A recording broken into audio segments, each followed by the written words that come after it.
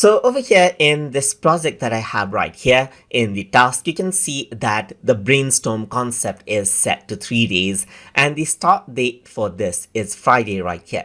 So it is estimated to end on Tuesday. That is because a Saturday and Sunday is considered as a non-working day in the calendar that we assigned over here onto this project right here. So if I were to go around onto the Gantt chart right here, so let me just go around and move this around over here. You can see that Friday is the starting day, Sunday, Monday, there's Saturday, Sunday is considered a non-working day right here.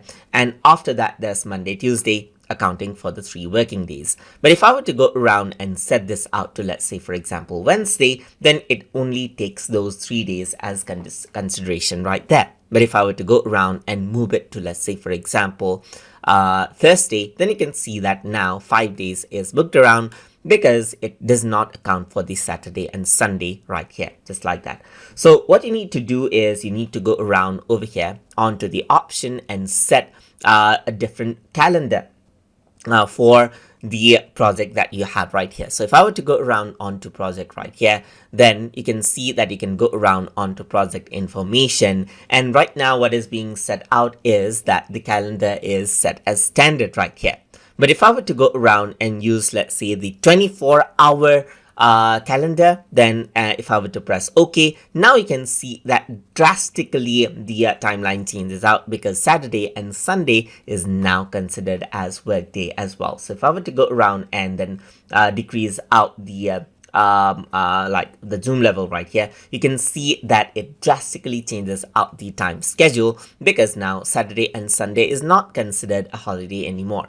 If I were to go around onto project and set to, let's say, for example, part-time and press OK, then similarly you can see that it increases around the time because we have more holidays on the part-time calendar.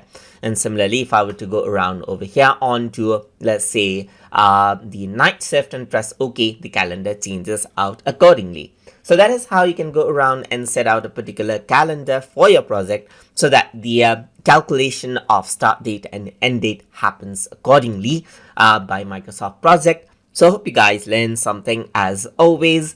And as always, please like, comment, share, and subscribe.